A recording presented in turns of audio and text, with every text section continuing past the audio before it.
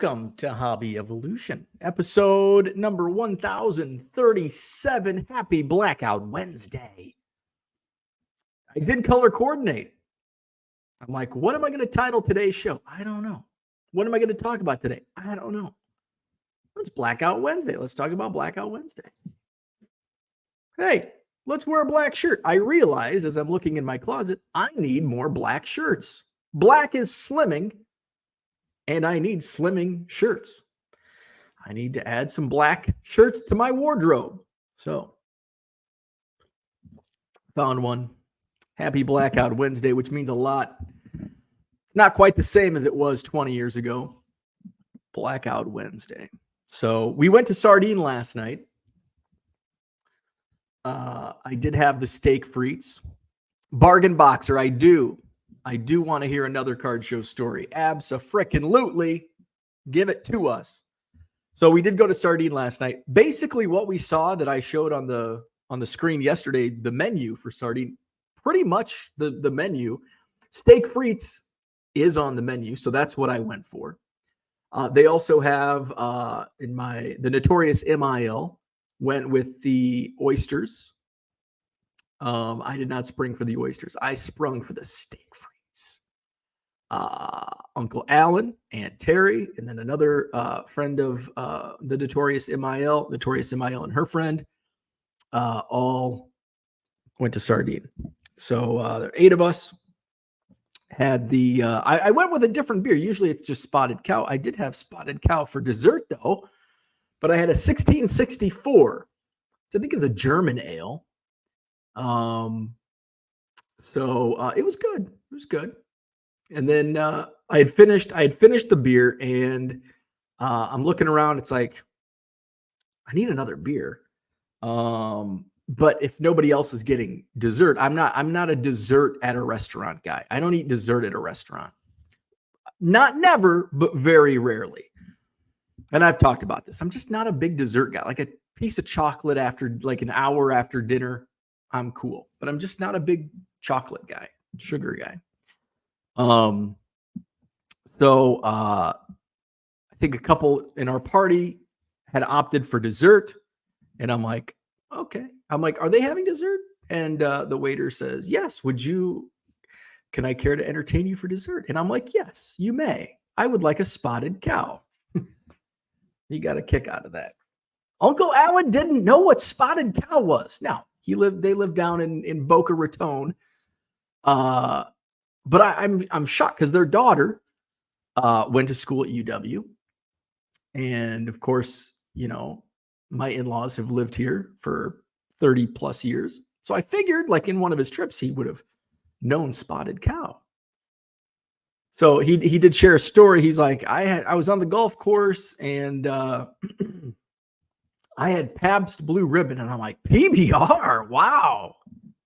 I didn't realize, but I mean, they still make Schlitz, so why not PBR? I think that's a hipster beer, though.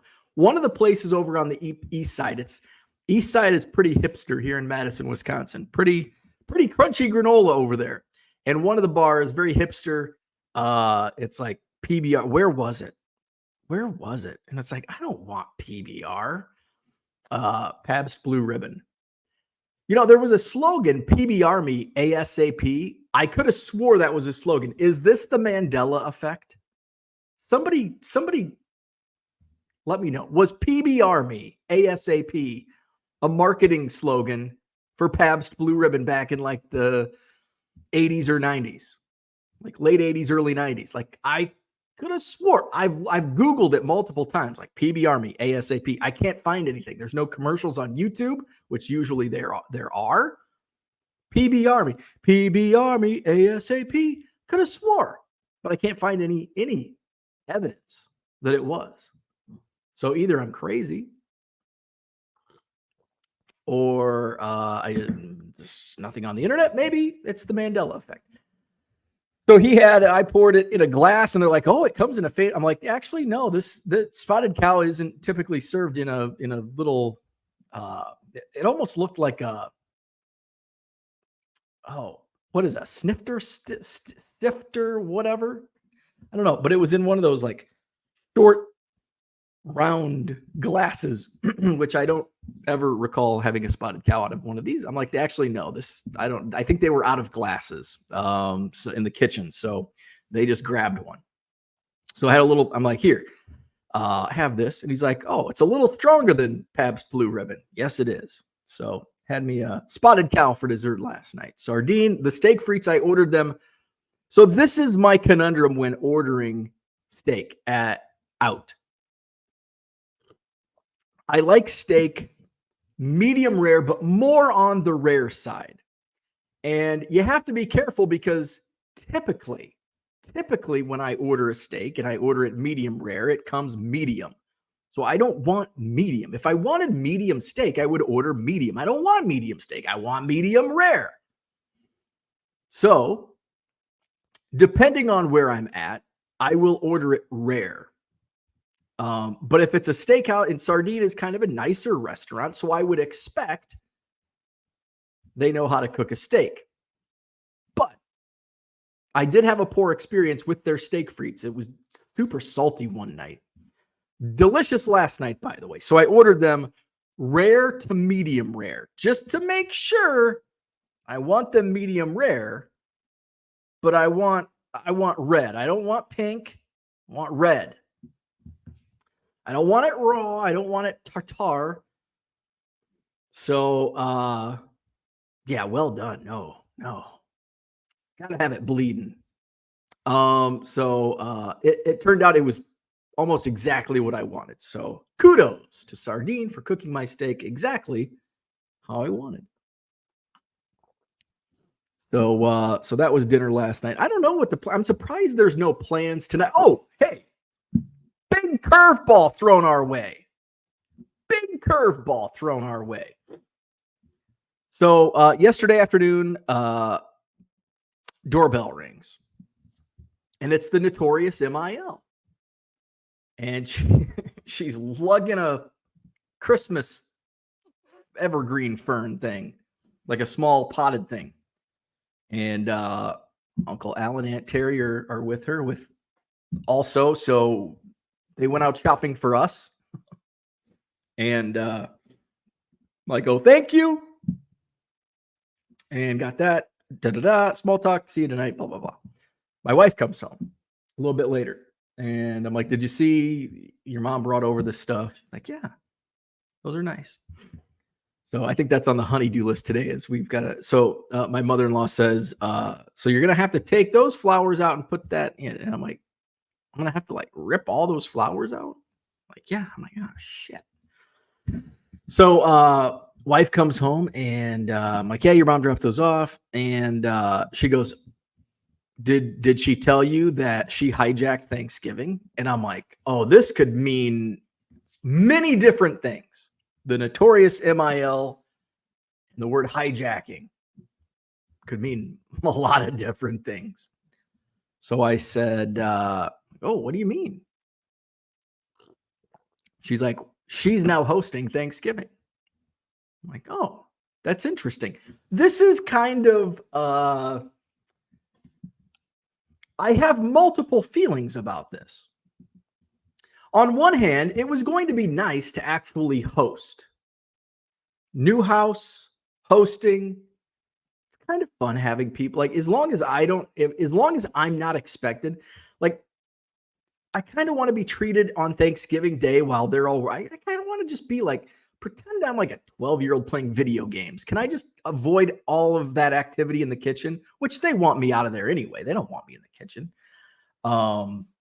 Hey, if you need me to go run to Costco or Pick and Save, I'll be your gopher.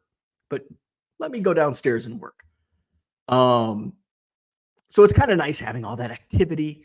It's fun. But on the other hand, there's a lot of cleanup. I've got the Madison Card Show this week. So there was also, on the other hand, it's like, oh man, I'm going to have to do all these dishes, cleaning up. And then there's always the Friday night dinner. That's the leftover dinner. That's kind of a tradition with my mother-in-law. Like, we're going to do all this again tomorrow night. We just don't have to cook all this shit. So I'm like, man, now I've got to do this Friday night and I want to go to bed early and, be up super early for the Madison Card Show on Saturday. Let's get that banner scrolling. So I have like conflicting feelings on the hijacking of Thanksgiving. That should have been today's title. The hijacking of Thanksgiving. So yeah, the notorious MI, which kind of and I was starting to wonder, like, usually when we have, like, when my wife hosts, like, she's having an Oprah favorite things party coming up in a couple weeks. When we have friends to dinner, like, she is just a mad woman cleaning, and she hasn't been that way I'm like, for hosting Thanksgiving, I'm surprised you're not like in overdrive on clean mode. And so I was starting to wonder, like, is something going on? So we are not hosting Thanksgiving. Boom, curveball. Which, again, it's part of me is like, that's a bummer, and part of me is like, oh, thank God. So no Thanksgiving here. We'll do it over at the Notorious MILs. I think that's all I had on that. Let's go to the chat. Victor's in the house. What's up? Good morning. Steel Cards is here. Good morning to you. Bill, what's happening? Good morning. David's here. Good morning to you. Happy Wednesday. Maddie Ice Cards in the house. We've got Red Light 34. Good morning to you. There he is. Dan, what's happening? Bargain Boxer, we sure do want to hear a card show story. We talked card shows the other day. I know Randy was sleeping in. He was snoozing, Randy. You were snoozing the other day. So we missed you on the card show on the Chicago review. So Randy's got a card show story we'll get to here in a moment. Peter has never heard of Blackout Wednesday. So Blackout Wednesday is it's basically a play on Black Friday. But blackout means you get blackout drunk the Wednesday night before Thanksgiving, which is what I did when I was in my 20s. I had to pack it in, though, because I had to pack it in a short amount of time, because from the time I was 20 until I was in my early 30s, I was broadcasting basketball, high school and college. So usually there's a lot of tournaments, both in high school and in college basketball this Thanksgiving week.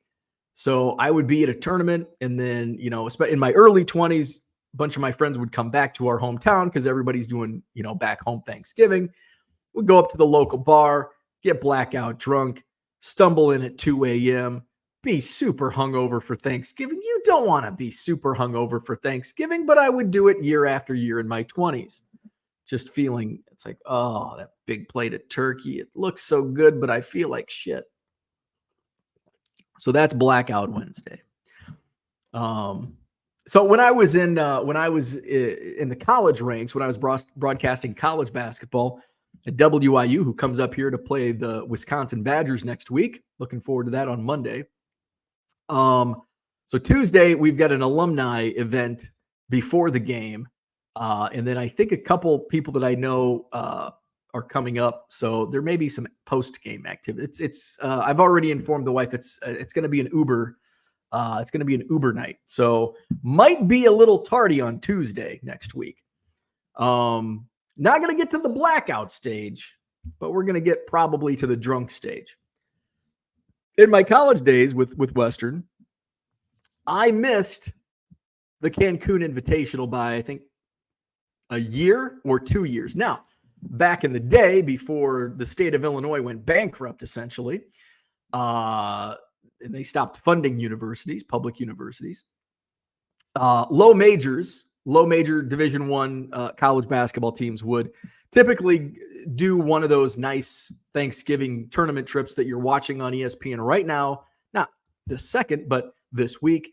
Cancun, which I don't even know if they do a Cancun Invitational anymore, but Maui is going on right now. Battle for Atlantis down in the Virgin Islands. There's other, warm weather spots. It's like a treat for these college basketball teams. And usually, you'll see the small state directionals, playing against these teams. So they get they're treated once every 4 years. It's basically like each class gets to go somewhere. So that ended just before I got to Western Illinois. I missed out on Cancun. So I got to spend my Thanksgiving weeks with the Leatherneck basketball team in beautiful Grand Forks, North Dakota. That was year one, which is not a pleasant place to be in November. It's pretty cold up there near the Canadian border. Grand Forks, North Dakota was year one. Year two would have been, I think, Dayton. No, not Dayton. Evansville? I think Evansville, Indiana was year two. Year three was Savannah, Georgia, which actually Savannah, Georgia is nice, but that meant we had Thanksgiving dinner as a team at the old Red Ox restaurant. And then we bussed to St. Louis. And then we had to wake up at like 4 a.m. for a flight from St. Louis to Atlanta. And then another flight from Atlanta to Savannah, which it would have been faster to drive. And then I had a raging headache. And then the next morning, we played an 11 a.m. game. And then after the game, we went immediately back to the airport and flew back home. So it was not a fun. It was not a fun. I would still like to get to Savannah, Georgia. It's a beautiful city. I just didn't get to see very much of it. And I had a raging headache. And might have had actually, I by year three, because we play that slow pace basketball. We had, that might have been the lowest scoring Division I game that season. And in fact, I think it was the lowest scoring Division I basketball game in like a 10-year period. Western and Savannah State. I think the final score was like 35-30 or 35-31, something really crazy. We actually went home and home with them that year. Later on, they came back and Savannah State came up and played Western. That game was like 38-36. So it was two of the lowest scoring. We had the number one lowest scoring game that season and like the number 3 or number 4 lowest scoring game that season. And I think that was the year Western Illinois, our defense was the number one ranked. Like we get a plaque. It's actually a stat or ranking that the NCAA tracks. And you get at the end of the season, you get a plaque that says you are the national champion for points allowed. We had given up the least amount of points that season, which would have been what, 2013-14, I think, was that season. That was my final season at Western. Let's see. Christian, what's up? Woohoo, live today. Welcome in. By the way, there will be a live show tomorrow, Thanksgiving Day as well. No Hobby Evolution Friday or Saturday this week. We'll have people staying over, so I don't want to wake them up at 7 a.m. rambling on about baseball cards down here in the basement. And then Saturday's the Madison Card Show. Scrolling down at the bottom of your screen, this Saturday, Madison Card Show, Sheraton Hotel, John Nolan Drive, sold out, 125 tables. Another waiting list has formed. A lot of people want to get in, so it's going to be a fun show. A lot of first-time dealers once again this Saturday. So we're gonna transition from the Madison Card Show talk, and we're gonna get to the Bargain Boxers Card Show story. Let's check out the Madison Card Show here. This month, we've got one. Let's see. We're looking at new first-time dealers this month in Madison. We've got 1, 2, 3, 4. These are first-time dealers to the Madison Card Show. We're at 4, 5, 6, 7, 8, 9, 10, 11. 11 first-time dealers, and I've got a lot of guys that are back that haven't set up in a while. Wisco Poke, where's Max at? Wisco Pokestop is back. Mike from Wisco Pokestop. I think Zach is a Pokemon guy. Who else? I've got a couple Minnesota dealers coming in, so that's good. They had like 5 shows last weekend. Now apparently there's no shows in Minnesota this weekend, which is good for us here in Madison. We get some Minnesota dealers. So here's the bargain boxer stories. Buckle up. Stopped at the Champagne Show on the way to the Spectacular on Saturday. I didn't see you on Saturday. Saw a card on a guy's table. It was a Topps Shaq rookie. I asked how much he wanted for it because obviously people don't price cards anymore. He pulls out an Excel spreadsheet, tells you how old he is. Hey, he's at least graduated to this Excel spreadsheet. It's not on a piece of notebook paper. He said, I can do $10. I said, can you do $5? He said, I can do $6. Oh.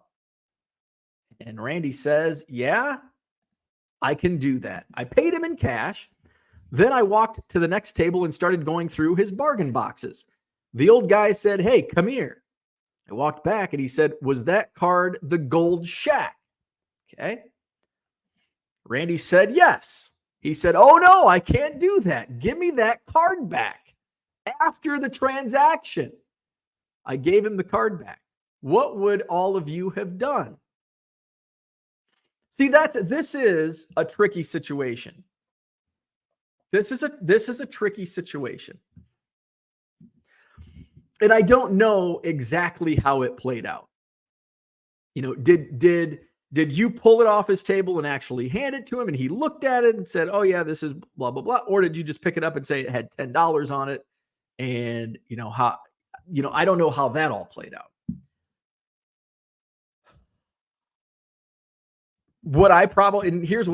It's probably not the most rational thing to do, professional thing to do. I probably would have given him the card back, taken my $6 back, remembered exactly who he was, got his name, and probably blasted him. I probably would have called him out, been like, hey, this happened in Chicago or Champaign or wherever you were at. I don't know. If it was a kid, I wouldn't do that. But if it was like some old, well, you mentioned that's how old he is. So I don't know. Maybe I wouldn't have done that because you don't want to be a dick. That would have been a dick. What I just explained would have been a dick move. So maybe I wouldn't have done that. I don't know. But that's really shitty. Especially after money and goods have been exchanged. Like it's all deals are final in my eye. Like you as a seller have priced your card. Am I frozen on your screen, son of a? Okay, there we are. It's just a shitty situation. Sellers. This guy could have been a weekend. This guy could have been like just a random like collector. Like, oh, hey, there's a local card show in my town. I'm going to go. You know, he might not be a well-versed vendor selling cards. So it's a really tough one to offer. Like, what would I have done in that situation? Not actually being in the exact same situation, knowing all of the details surrounding it at face value. That's a real shitty thing to do as a dealer, pricing your cards and then saying, oh, wait, I priced that wrong. Give me my card back. No trade backs. That's a tough one.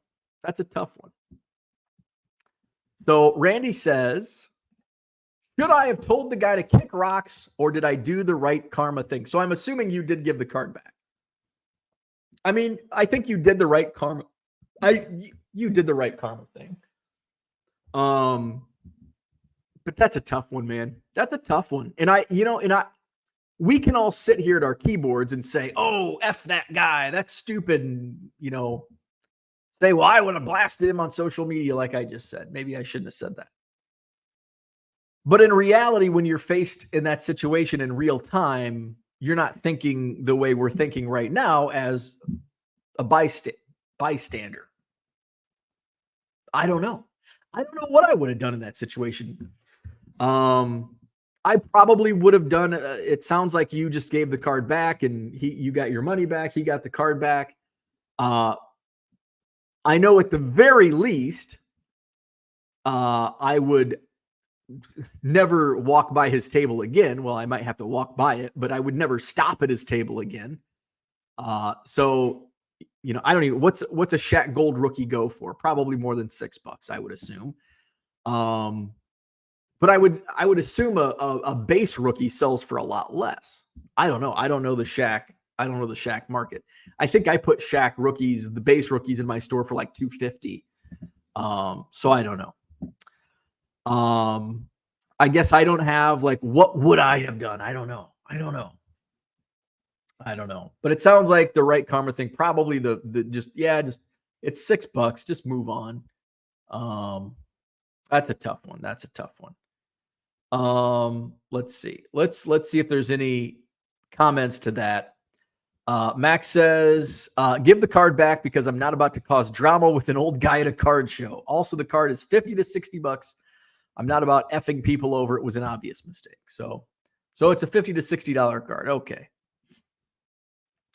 Flawed Thinker says, I would have told him one of two things depending on my mood. One, okay, here's the card and you've lost a customer. That's probably what I would have done. Two, sorry, all sales are final. It's your responsibility to know what you have. And that's the thing. When you're a dealer, mistakes do happen, but own them. You've got to own them. Like, yeah, it may be a $50 to $60 card that you mispriced at $10, but just own it. It's like mistakes happen. That is not like, that's not to me an egregious pricing. That's not like $100 card priced at $10. That's when you're getting into like, but what is, and this is here's the great debate. Where is the line? Is it a $50 card priced at $10? Or is it a $500 card priced at $100 or $50? Where's the line? Like where does it become the difference? Because then you can go down all different rabbit holes. Well, it's a $10 card, he priced at $5. Like, is that what's the cutoff? Where should we be at?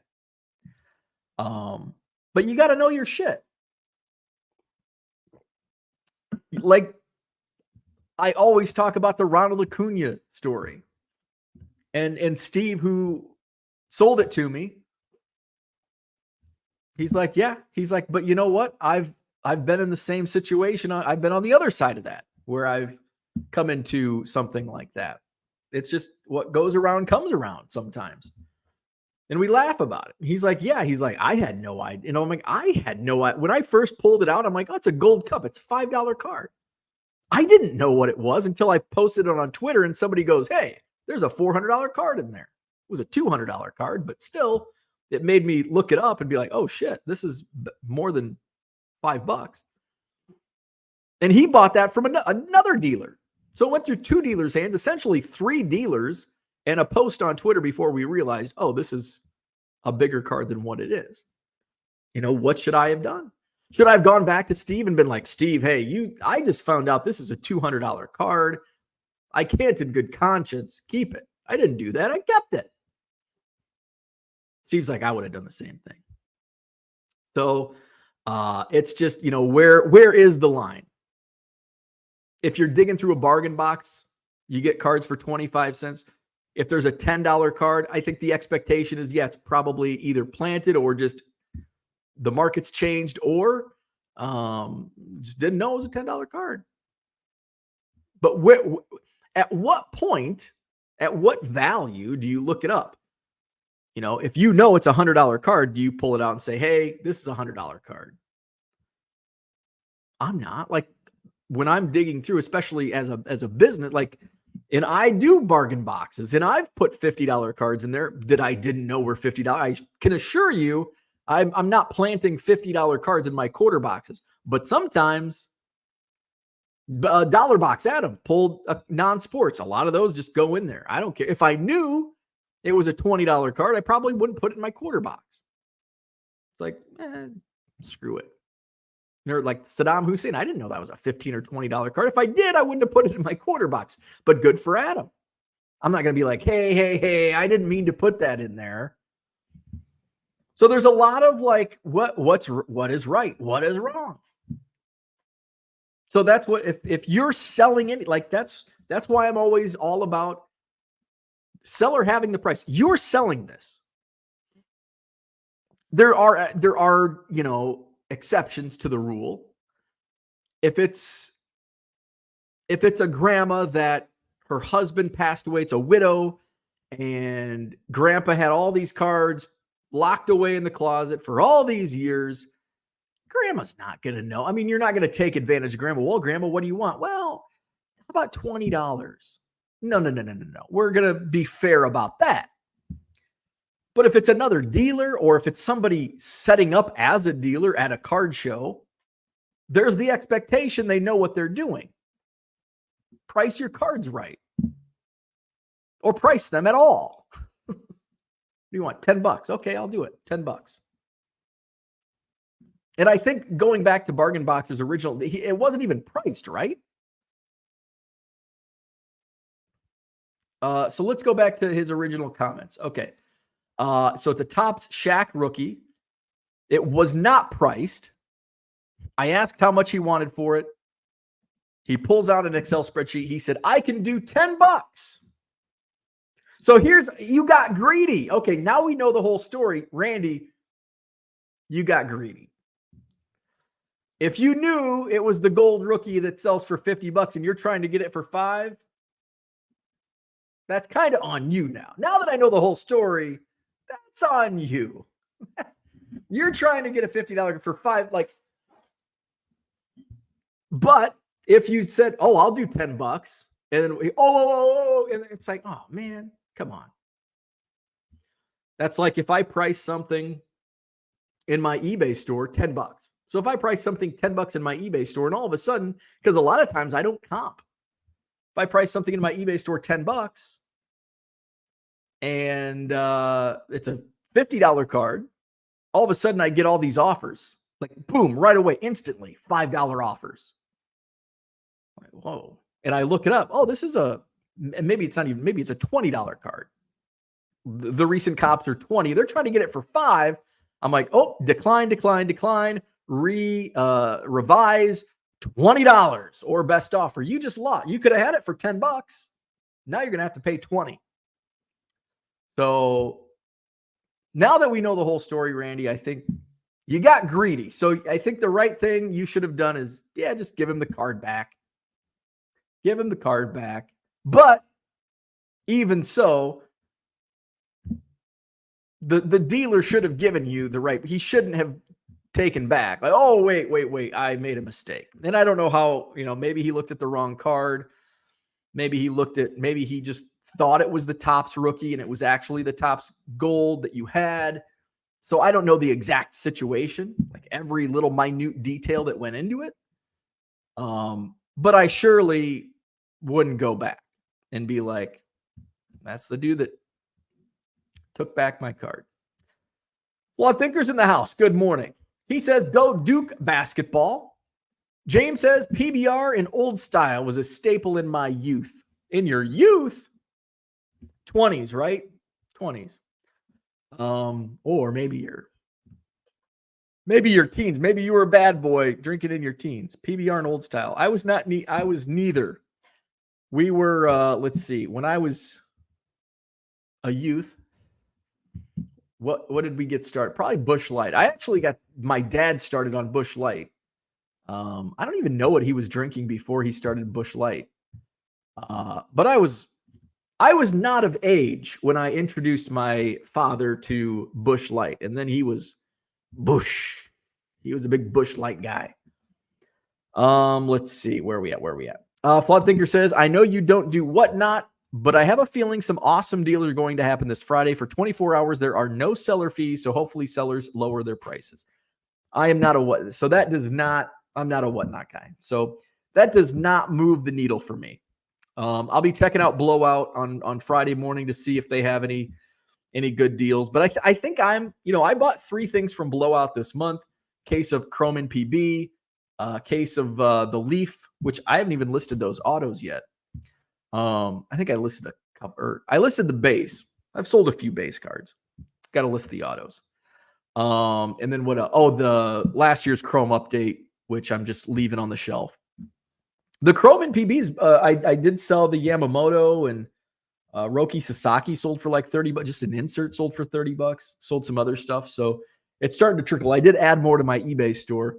Let's get that scrolling. I did list more Chrome and PB to my eBay store yesterday, so check out my eBay store. Where are we at? Shane's in the house. Good morning. Dan purchased a sweet Korean auto of Hyun-Soo Kim. You may remember him playing on Baltimore and briefly Philly. He's the 5th all-time in hits in KBO. Will be KBO Hall of Fame autos are my newest goal. Very nice. Hey, speaking of Hall of Fame, maybe this will be a topic for another day. It will be a topic for another day. Hall of Fame ballot is out. So I'll do a show on the Hall of Fame coming up. So I forgot about that. I think that was released a couple days ago. I love the Baseball Hall of Fame. I love the process of the Baseball Hall of Fame voting. I don't love the Baseball Hall of Fame. Now, the museum's probably great, but the actual, until Roger Clemens is in there and Barry Bonds is in there and a bunch of other guys, it's not a Hall of Fame. It's just a hall of, these were really good guys. But I love the process and the voting and all that crap. Red Light wants his steak well done. No. I'm with Shane. Hell no. Let's see. Dan's on the medium well side. He doesn't want blood, but he rarely eats steak. Good morning, Harlan. What's happening? Mark's in the house. Good morning to you. Putting together another 1976 and 1977 set while cooking for Thanksgiving. Very fun. Let's see. Oh, there's Bargain Boxer. So Max gave his thoughts on that. Collector's Dream is in the house. Let's see. Oh, we talked about that. There's the 2 options that Flawed Thinker proposed. Max says the guy was wrong to take it back, but I would not have blamed you if you didn't give it back either. I just value my reputation as a dealer in the hobby. That's a really good point that Max brings up, because you don't want to be like what I stated originally, which I take that back. Can I take that back? Just like the guy took the Shaq card back. I take back my comments about blasting him because you don't want to do that. Like, you don't want to go and because you don't want to ruin. And sometimes when you blast people, it can come back and hurt the blaster. Like, maybe I don't want to do, like, what happens? What if there's something that happens and this guy's going to go on social media and blast me? I don't want to do business with him. So Max brings up a very, very good point there.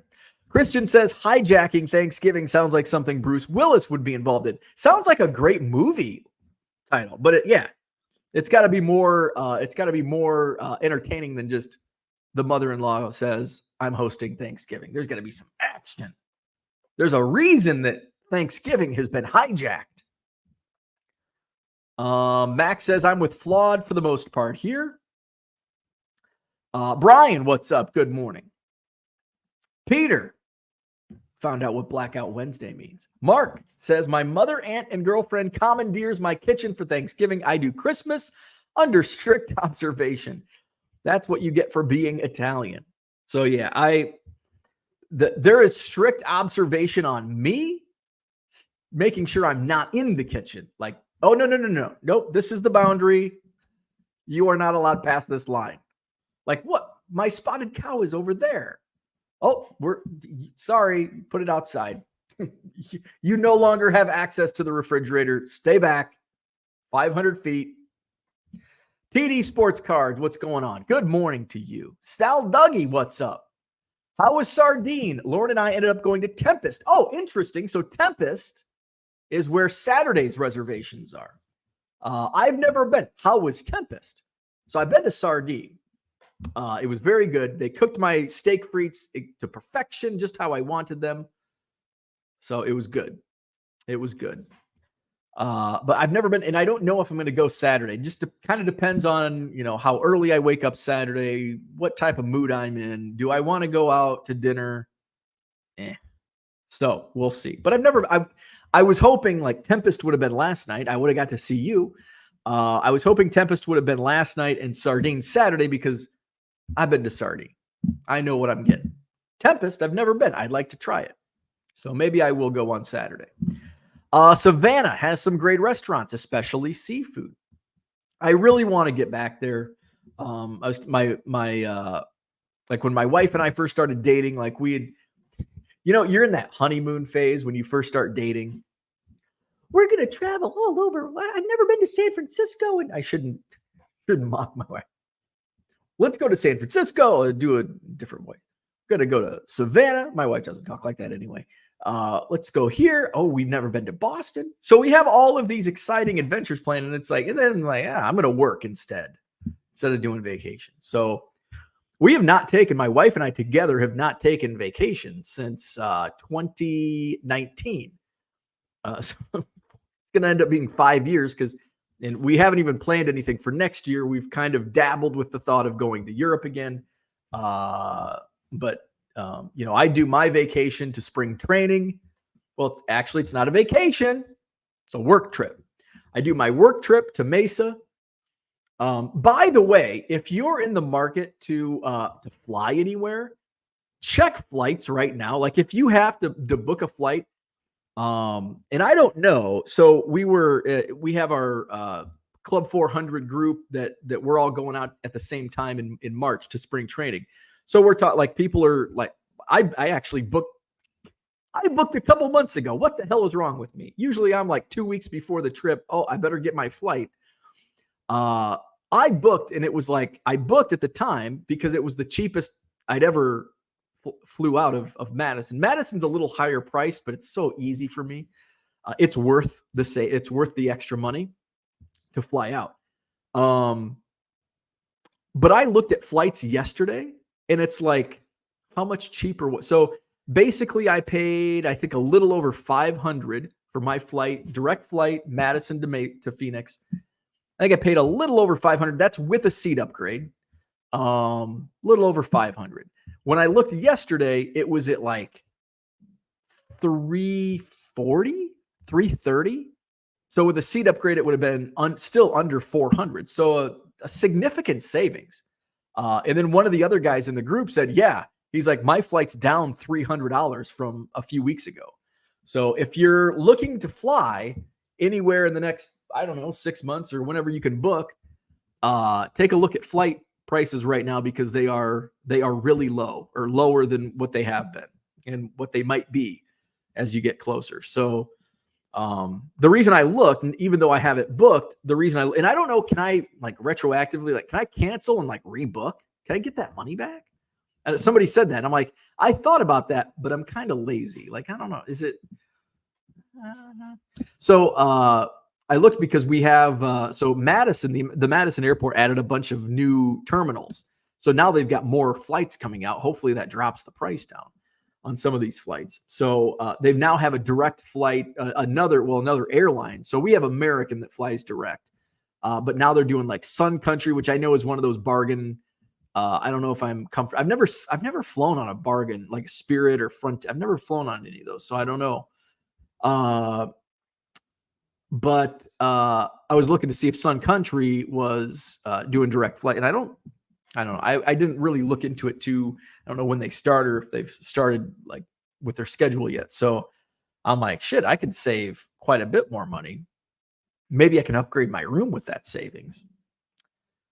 Let's see. Where are we at? Brian Baker's in the house. What's up? Good morning. Running Buck Woodcraft in the house. Good morning to you. Hope everyone has a great Thanksgiving. You as well.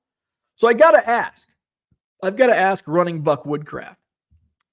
Do you have any venison on your Thanksgiving table? Any venison for Thanksgiving?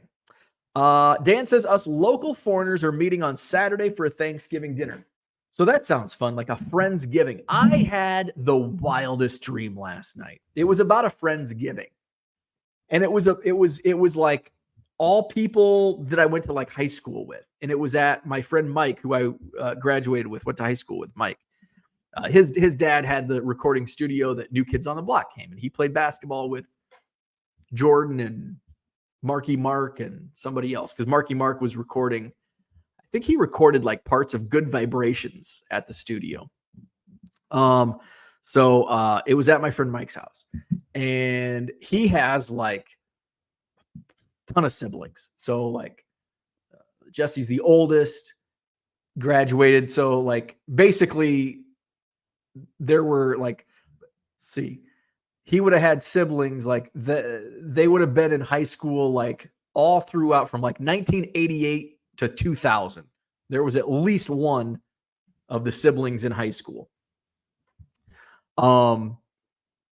I think why this triggered a dream, because his older sister, and I were in the same foods class together, and me and some of my high school friends were actually texting back and forth about home ec classes in high school and how awful we were to our teacher.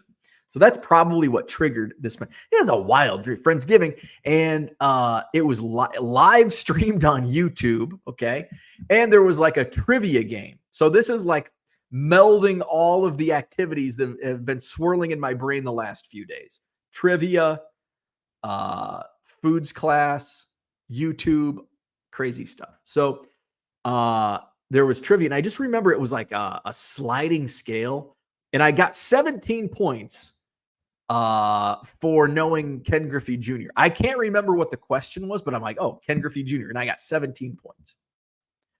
Weird ass dream. I think I'm gonna have to close that blind here in a second. Baseball cards greater than family members' sleep. What are your thoughts on all the YouTubers talking about hobby burnout? I'm burned out from hobby YouTubers talking about burnout. I am not experiencing burnout. But it would be a lie to say I don't experience burnout. Because I do, but it's not hobby burnout. Like, the hobby doesn't burn me out. What burns me out is shipping and listing and shipping and listing. That burns me out. Just the monotony. Sitting in my basement all alone, all day long.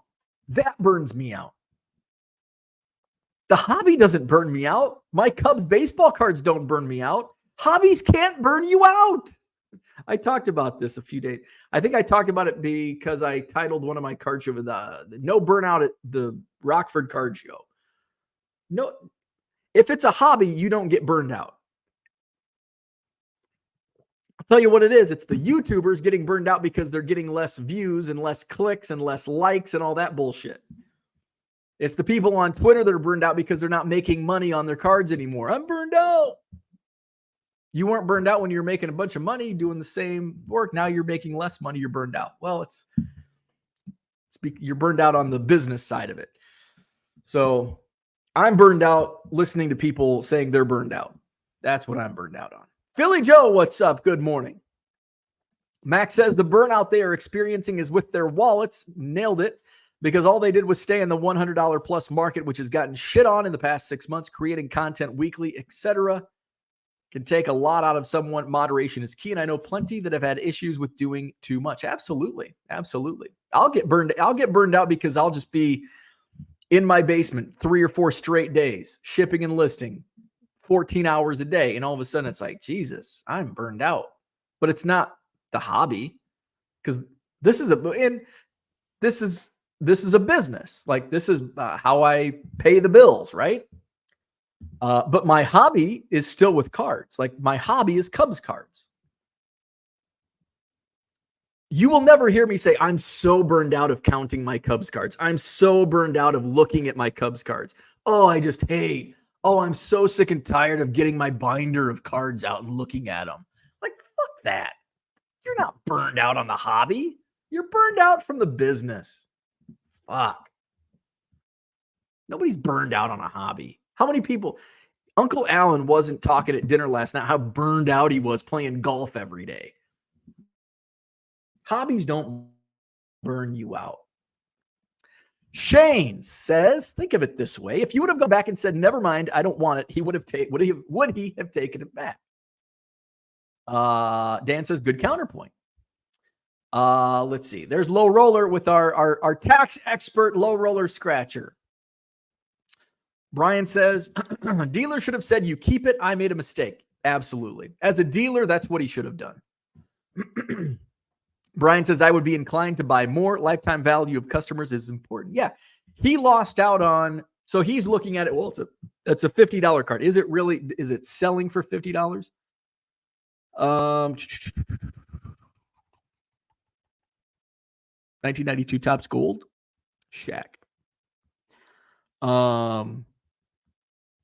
So basically, he had $6 cash in hand.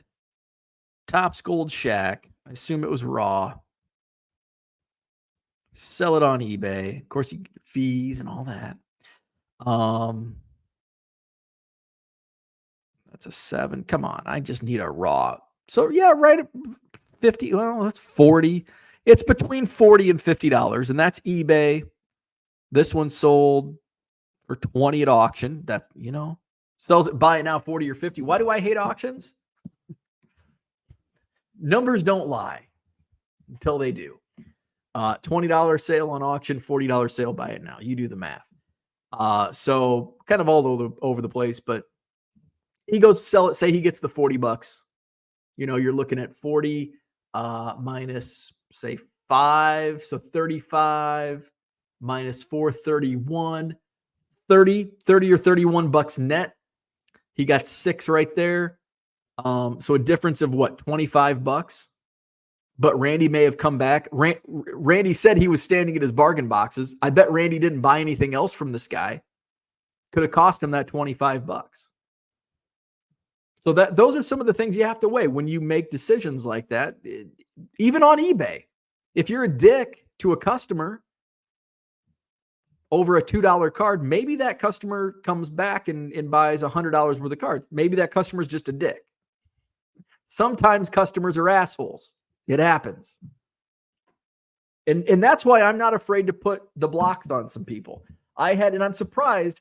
So eBay, I requested Facebook.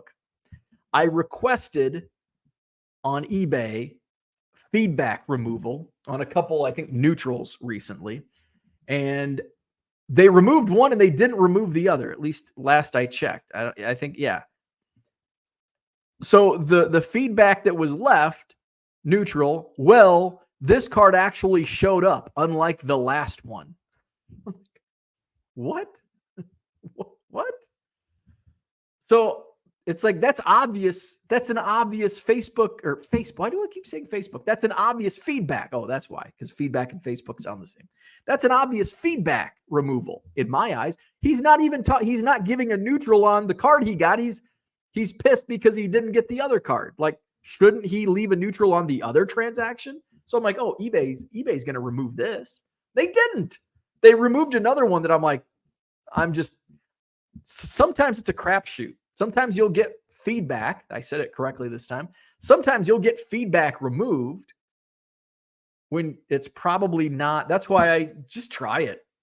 Like, if you get a negative or a neutral, just type in the description something that you can try to get whoever's looking at it to remove it. Sometimes it works, and sometimes it's like, well, that's an obvious removal, and it's not. And the other one was, okay, I'm just taking a shot in the dark here, and it gets removed. Maybe they just clicked the wrong one. I don't know. So if you get neutrals and negatives, I don't always. There's one that another neutral that I recently received here in the last month.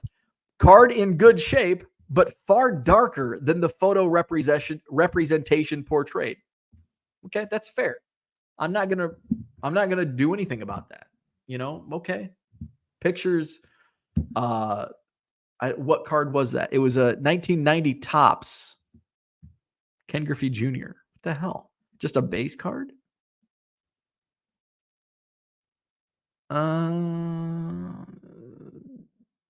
That's weird. Like I don't know. Maybe, I don't know.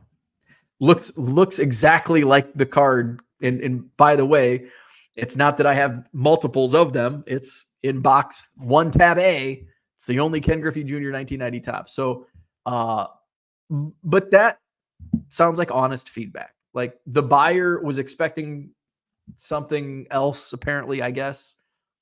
So I didn't even request a removal. It's like, well, okay. So I don't request all of them, but some of it's like, okay. Most of the negatives and neutrals I get took way too long. It's like, it shipped within the parameters. It's on the USPS. And I know the seller's on the hook for that too, but Facebook, eBay will remove some of that feedback. I'm going to stop talking about feedback because I keep saying Facebook. Bargain Boxer says, I bought a $100 card for $1 at the Spectacular. Did I get karma back for giving the old guy back the Topps Shaq Gold rookie? Sounds like it. Good karma. Sounds like it. I did not. So, Randy, how were your How was your experience in bargain boxes at the Spectacular? Mine were shit. I didn't buy a single card out of a bargain box. Not a single damn card. Maybe you must have picked them all out, because I looked and I tried and it was just a shitty bargain box show. I won't go back in March, and will I go back in November? It kind of depends on what mood I'm in. Do I want to go back next November? Right now, no. But when the time comes, it'll be like, I need to go to a card show. James says, a lot of times I ask the dealers, are you sure this is the price of the card? If it's a lot of times I ask the dealer, are you sure about this price? Some of them plant good cards in the box. Yes, absolutely. Let's see. Philly Joe says, I'd give it back. Not worth the aggravation. Tyler's in the house. What's up? There is no line. If you are selling something and buyer pays what you're asking, that transaction is over. That's kind of what I'm thinking. Anything you learn after that point is a lesson you won't easily be forgetting. I guarantee you, my buddy Steve knows not to put opening day, whatever that super short print was, Ronald Acuna, some insert. I don't even know what it was, but I can guarantee you he knows. Sometimes we learn by the mistakes we make over mispricing cards. Sometimes we learn from others' mistakes. I'm sure a lot of you, Ronald, I'm looking for opening day. Speaking of opening day, I listed these yesterday. Jose Altuve, opening day. It's like a super short print. It was in the bulk boxes I bought this week. I almost put it in my quarter box, and I'm like, wait, I've had some experience over opening day. And sure enough, there's none on eBay. None have sold on eBay recently. So I listed it and I looked at others. There's others on eBay, and there were a wide variety. I'm like, I want to put this on for $125. $125 for a Jose Altuve. And guess what? I had 2 offers, boom, instantly. I'm like, oh shit, I think I priced this right, because here's why I know I priced it right. And I probably underpriced it now that I'm thinking about it. One offer was $60. They basically went 50%, which I'm throwing that one out. Second one was $100, and it's like, oh, I'll take $100 because I wasn't. These were in the boxes that I was just expecting a bunch of quarter box stuff. Like, oh, okay. I'll consider this, but it's only been on eBay for 3 minutes, so I'm just going to sit this one out. And if I don't get a better offer in 24 hours, I'll take it. All of a sudden, another guy comes in, and guess what he does? Smart guy he is.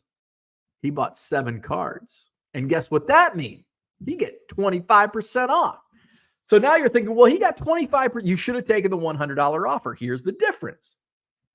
He had to buy 6 other cards.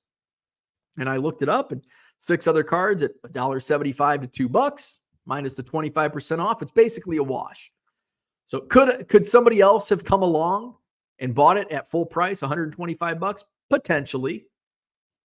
But I would have taken that $100 offer if no other higher offers had come in. But I think it would have sold, because that guy came in and bought the 7 cards, including the Altuve. I don't think it was on eBay for 20 minutes, 30 minutes. The Jacob deGrom, however, is a different story. No offers have come in that I'm aware of yet. And it's still, so $125, probably a bit overpriced. So I'm not going to change it now. I'll just sit on it, and who knows? Where we at? Max says, pulling a card out and telling the dealer what it's worth is different than the dealer asking for it back and being worth more, in my opinion. I've always said my job as a dealer is to make sure everyone walks away from my table happy, regardless of a deal being made. Absolutely. I want people to come back. If they get a deal from me that wasn't intended, that's on me, and I would never think of it to ask for it back. Exactly. I would, if somebody says, I just pulled this $50 Klay Thompson rookie card out of your 25-cent box, I wouldn't be like, oh, here, give that back. That wasn't supposed to be in there. I'd never do that. That's just bad business. Good morning, Kyle. What's happening? Ziggy Nose in the house. Sincere. Happy Thanksgiving to everyone. Really appreciate this daily escape from life to the hobby we love. Cheers to you, Ziggy. Thanks for stopping by. Max says, I missed the past where he cut the dealer in half. Damn, people get ruthless in cards, right? Come on, Randy. But he got good cover. He gave it back, and he got a win in Chicago. Johnny M, good morning. Had a Wonder Woman Pepsi glass listed at auction, 99-cent start. 10 seconds later, offer for $100. Declined and immediately went to $250. Let it run and ended at $2,200. Holy fucking shit. So there you go. Lesson learned. Be on the lookout for Wonder Woman Pepsi glasses. Holy shit. Never take the fast offers. That is an eBay lesson. Something comes in, it's like, oh, hey, I'd take, because, and I don't know, Johnny, what you were thinking when you first listed that Wonder Woman glass. Kind of like the Altuve. It's like 125. If I get multiple offers within minutes, okay. It's either underpriced and people are trying to get a even better deal, or it's probably going to end up selling for that or more. How about that? That's a win. What's up, baseball card curmudgeon in the house? Bill says, I've been selling archives pretty good. Clemente lunchbox sold for $20 plus shipping. Royals postcard, $20. Holy shit. And selling a lot of singles. Good deal. I need to get my postcards up. I have 2 postcards that I've not listed yet. I sold my Clemente lunchbox. I do free shipping. I think I sold it for $22. The Aaron sold for $25. I sold a Mel Ott parallel for $10. The Jesse Orosco sold for $10, but that person also bought a bunch of other and got the 25% off. So basically $750, I guess. But then also bought other archive singles out of my store. I do have everything listed. I think I sold the Otani insert sold for $5. Actually, I was thinking like, man, I'm not going to I pulled in a Roscoe and a Greg Wessert auto. I'm not going to make my money back, but let's just look at gross sales on my 2023 archives and see where we're at. I've actually surprisingly done, it's almost like, oh, maybe I should go buy some blasters. But once you do that, I've learned this the hard way multiple times. You do good, you do well, and then all of a sudden you're like, I'm going to go buy more, and then it's almost like the spigot has turned off. Let's see. So because there's going to be some numbers in here that I can't add in my head fast enough. So we're going to bring up the old calculator app. All right. I just want the basic calc. We're just going to do some addition. What the hell? I don't want an app. I just want the calculator. Oh, calculator. I typed in app. There we go. There's the calculator. So we've got 165 on a single. And we're not going to break down fees. We're just going to go gross. we're not going to do more math than we need to, because I don't break down all of these sales anyway. It's just all goes into the same pot, right? Profits and losses. So there's 350, 250. Matt McClain rookie sold for 250.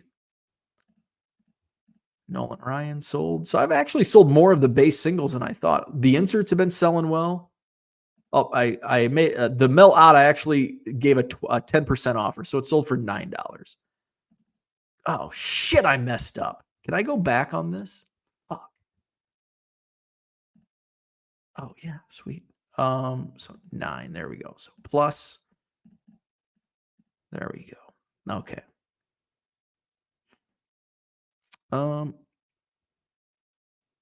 What I thought. Oh, I guess the Orosco did not go on a 25% off sale. Just 3 cards. There's the Hank Aaron lunchbox. Oh, and the Jose Ramirez sold for $5. So far, I've done $94.22 in gross sales on 2023 Topps archives. I got to list the postcards. I've got everything else listed. So that's gross. So there's going to be, probably 30% off of that. And I paid what, 124. So haven't got to break even just yet. Break even makes you starve or go hungry or whatever that saying is. Low Roller says, put Sammy Sosa in the Hall of Fame. Hell yeah. Sammy Sosa belongs in the Hall of Fame. Let's see. Christian just bought a Shaq rookie. Randy the Bargain Boxer is influencing this morning, influencing the chat. Christian just bought a Shaq rookie. Ashish in the house. What's up? Good morning to you. He just got done swapping out the carburetor in my car and all oiled up. Not going to touch my sports cards until I get a steamy shower, though. There you go. Be a man. Sal Dougie says, Tempest was great. Lauren got sturgeon, and I got an oyster-stuffed steak tenderloin. Oh, my God, that sounds good. I will be at the card show Saturday, so I will see you there. Cheers to that. Cheers to that. Flawed Thinker says, my wife and I had never taken a vacation until a couple months ago. We've been together 14 years. Let's see. Low Roller has some Black Friday deals going on. Bargain Boxer says, if the old guy thought he had a base top Shaq rookie and quoted me $10, was he being... There you go. There you go. It's a good point. It's a good point. Because the Shaq base rookie is not a $10 card. The gold rookie, also not a $10 card, but there's $2 on the base, $50 on the gold. You're right. The old guy was greedy. He's like, oh shit, that's not. Because maybe he quoted you $10 for the base, and he thought the gold was worth $200. Let's see. There's Low Roller's username. Kyle says, venison always on my table. Ashish is at the Food Lion in Keysville, Virginia. Turkeys everywhere. Low Roller. Hey, they're Virginia brothers. Low Roller Scratcher and Ashish hanging out in Virginia together. Red Light says, take that Johnny Bench out of your 25-cent stack and list it. You know I will get it. Okay, I'll go through and pull it there because there might be multiple Johnny Benches in there. Let's see. Low Roller wants to know if Ashish plays Virginia skill games in the gas stations. Ashish does not. He doesn't go into the gas stations too often. You should. Sometimes they offer, free play or whatever, bonuses. He's just a guy trying to fix my car and get some sports card info. There you go. My Virginia skill games got banned. I'm out of a job to look for free bonuses on skill games. Sorry, bro, says Ashish. So Ashish, can you hook up Low Roller Scratcher with a job? Low Roller Scratcher, do you know how to fix a carburetor? Dan has some trivia. Who had better win shares? Was the better player Corey Maggette or Quentin Richardson? I think they were both kind of busts, weren't they? I have no idea. I'm just going to say Corey Maggette. I'm just going to guess. It's 50-50, right? I'll guess Corey Spaghetti Maggette. Ashish is in Central Virginia.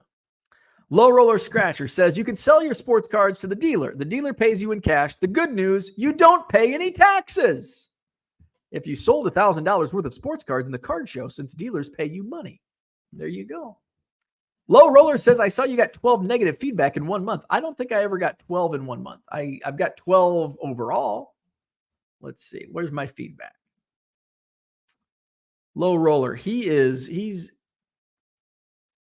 pays more attention to my eBay store than I do. I need to put him on staff. Maybe he could come work for me. Let's see.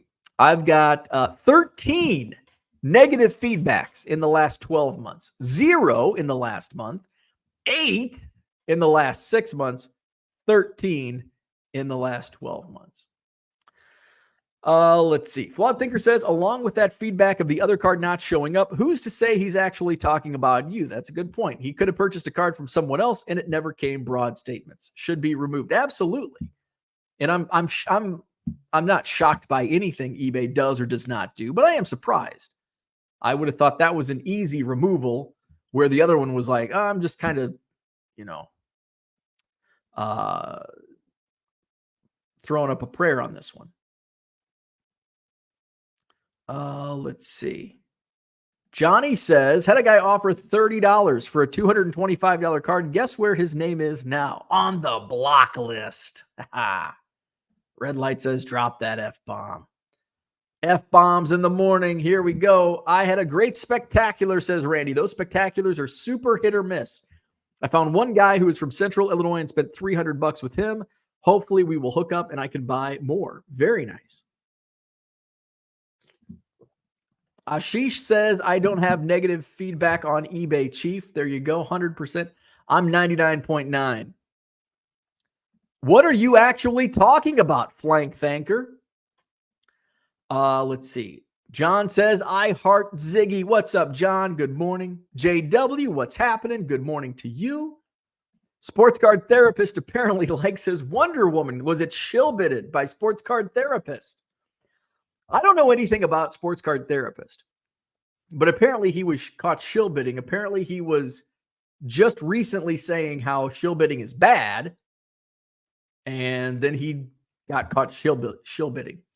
So I never watched any of his content. He was on a show. I think he was on Jeremy Lee's Sports Card Live like back 2 years ago. I think I saw one of those videos. So it's one of those where I'm not even surprised anymore. It's like, here's another guy that's doing shady shit. Chalk it up. Here, put another check by it. And he dirty deleted his Instagram, his YouTube, his Twitter. Let's see. Ashish says, you got problems, man. I have 100% feedback and 27 feedback in the last 30 days, homie. I have 99.9% feedback, and I've got 1,027 positive feedback in the last 30 days, homie. So I have 1,000 more feedbacks than you in the last 30 days. So I'll take my 99.9%. Those shiny archive inserts are moving. Yeah, they are. They are. I don't have any next to me, but yeah, the bleacher reachers, the double headers. So I had a guy offer me $1 on a double header.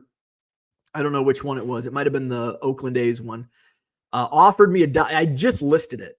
Offered me $1. I just dirty declined it. Like, I'm not even going to entertain this. I'm not going to go back and forth. I just listed it. I'm not taking best offer. So I just deleted it or declined it. Then he came back and offered like $1.50 or $2, and I just didn't even respond. And then he ended up buying it for full price like a few hours later. So I think it was the same person. Let's see. Dan says to Ashish, I think he's talking to Bo, not you. Bargain Boxers, Ziggy versus Sports Card Dad battle is heating up. Oh, I'll have to tune into that. Little trash talking? Absolutely. Interesting. I'll have to tune in. Love Ziggy's videos. Who would have thought we live about 5 minutes from each other and have still yet to meet? Isn't that funny how that works? Ziggy is the best. Ziggy is a good dude. Ziggy's a great guy. Met him at the National. Very cool. I've never met Ziggy. Did not get to meet him at the National. There's a few people that I wanted to meet that I did not get to meet at the National this year. Ziggy, one of them. Hopefully we can meet in Cleveland next year. Corey Maggette is correct. His win share was almost twice as high. Interesting. I had no, I just guessed. I just like Corey Maggette. Fun. Maggette is fun to say. Let's see. I never paid any attention to their careers. They were pretty short-lived. Let's see. Where are we at? Sports card therapist won 2 auctions and never paid. I feel that is worse than shilling. Not paying is the worst. I think they're equally bad. Tyler says, I have a negative I can't get rid of that states I ordered the wrong item. I read that and it's like, are you? Yeah, I ordered the wrong item. I had one where the guy says he accepted my offer and then left me a negative feedback saying the item was too expensive. That one got removed. Ashish is confused. I am too. I am also confused. All right, that's what I had for today. Hit the like button if you haven't already. Subscribe to the channel if you haven't already. Visit my eBay store.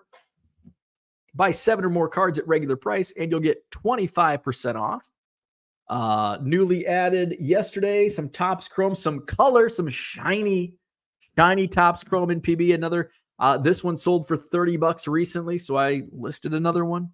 I got some orange. Remember Kaz Ishii? Played for the Dodgers, I think. Blue refractor. I've got a Jeffrey Marte gold. What else? A bunch of stuff, bunch of fun stuff, bunch of color, chrome in PB that was added. The rest of my Topps archives from 2023 are up. Not sure what I'm going to be listing today. I have a lot more color. Those chrome in PB boxes are a lot of fun. A lot of fun. I haven't pulled.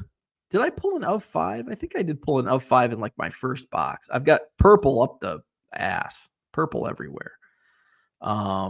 So the Yamamoto, I did sell one of these for $30. I've only pulled 2 out of how many boxes? 7 boxes. I've only pulled 2 Yamamoto base.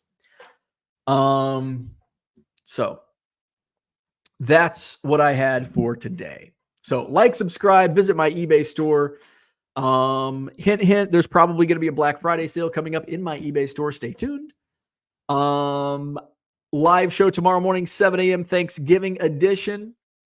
I think I'll just go on regular time, 7 a.m. tomorrow. What else? No show on Friday or Saturday. We'll be back to review the Madison card show on Sunday morning. So thanks for tuning in. Have a wonderful Wednesday. Don't get too drunk tonight. And we'll talk to you tomorrow on Turkey Day. See you then.